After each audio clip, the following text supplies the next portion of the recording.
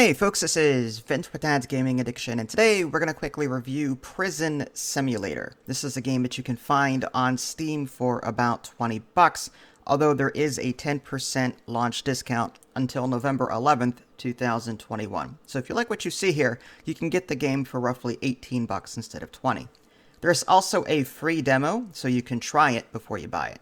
So what is Prison Simulator?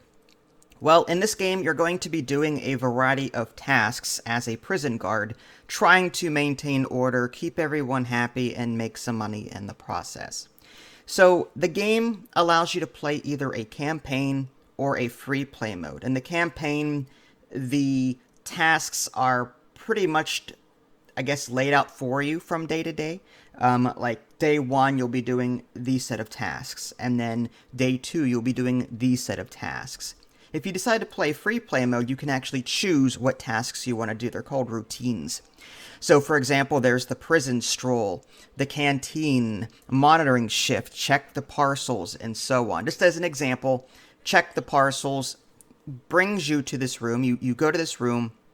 These boxes you have to sort of investigate, and there are items in these boxes, and you have to examine them for contraband.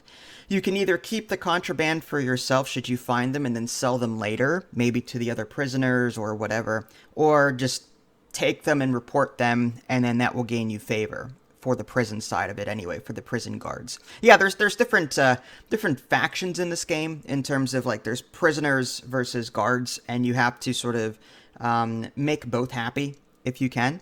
On the very bottom of the screen, you'll see either orange eyeballs or blue eyeballs, and that's how many prisoners or guards are watching you at that time, respectively. So if you're performing shady behavior for the prisoners, and there are guards watching you, that may earn you some negative points toward the guards, and vice versa.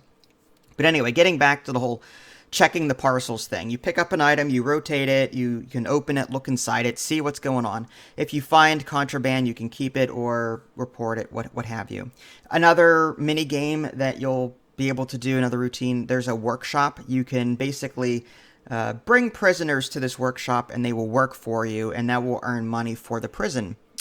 Just to quickly touch on that, there is a computer in the warden's office that you can access, and using prison money, which is separate from your own money, you can actually buy upgrades for the prison. So you can buy, better, like you can buy radio, for example, or just sandbag, for the outside, that kind of thing, just to make the prisoners happy.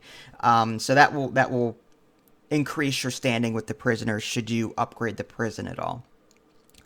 Other things, there's like prisoner induction and prisoner releasing, where you'll have to compare documents on two set of pages. Have you ever played the game Papers, Please, where you're comparing this item to this item, and if you see any differences, or if the signature doesn't match, or there is no signature, or this stamp doesn't match the official stamp, then you have to reject it. So there's various mini games in this game that will task you with, keeping up with everything. Head counts, you just go into the cell block and you use your clicker and you just make sure everyone's okay. If a particular prisoner doesn't want to come out for roll call, you talk to them and try and figure out what's wrong. Again, there's a very linear, like, okay, either get out there, I'll beat the crap out of you, or there's, oh, what's wrong, kind of thing. And again, it's very obvious which decisions will benefit the prisoner and give you favor toward them or take it away. Very Mass Effect, good and evil kind of thing. On occasion, you'll have to deal with fires. They break out during the worst times. During day 2 or 3, I had prisoners in the workshop working. One broke away from their station, started a fight. While I was beating that prisoner to a pulp and trying to get him pacified, a fire broke out. I'm like, come on, like, everything's happening all at once. It can be pandemonium sometimes. But that gets me to my next point. Like, sometimes the game's randomness it's both hilarious and frustrating for a new player, because new players don't know what the heck they're doing. The prison is very big. The game throws all of these different routines at you from day to day, and you're just trying to get a handle on everything. So, I would say cut down the number of random events like that in the beginning so that players have a time to get used to it. In between, there's something called free time, and you can only choose one free time activity at a time. And typically, that involves doing some kind of like mini game where you're in competition with another guard or prisoner to earn money. So you can play darts, for example, basketball, that kind of thing, and earn money that way. If you want to improve your personal stats like stamina and strength, that kind of thing, you can work out in the courtyard, whatever. Pumping iron, and the mini game is left arrow, right arrow, left arrow, right arrow, just various button presses like that. And then once you're done with your activity, your free time ends, and you go back to your day schedule. Until you're done with all of your routines, you end the day, you see how you did, and then you move on to the next day. Rinse, repeat, rinse, repeat, rinse, repeat. There are leaderboards in this game, so you can compare your prison to other people. Again, most of your comparisons are going to be like, okay, how upgraded is your prison? What's your prisoner loyalty at? Again, the higher your ranking with your prisoners and your guards, the better your prison gets. So you can compare how well you're doing with other people via a leaderboard in the warden's office. So another cool thing I should mention is that whenever you do start a new game, at least with the campaign, you can actually choose the skins for all of your prisoners, which is cool. So, or you can just hit a randomize all button. You can even create the 3 factions in the game that will be in your prison. I just chose all animals. Like it's very limited in terms of like iconography. Like there's I think 12 different icons for the gangs to choose from, but still like you could choose who's going to be in the gang and that kind of thing, which is kind of cool. Or you can just randomize it. One thing I will note, I appreciate the inclusion of a filter button, like a maturity filter button in the options menu, but it doesn't filter out everything. For example, when you're talking directly to a prisoner and they swear, it'll be grayed out with asterisks if you have the filter on. Okay, the profanity filter on.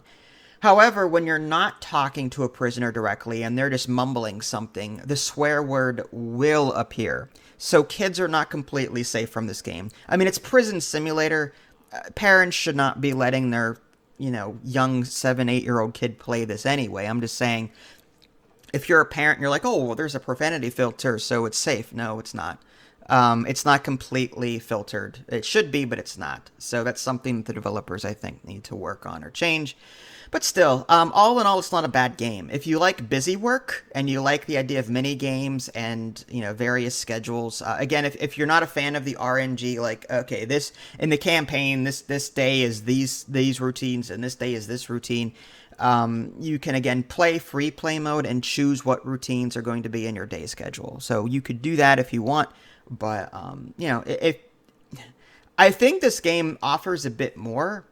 Compared to say Gas Station Simulator. And Gas Station Simulator, you're very limited. You've got your cash register, you've got your pump, you've got your garage.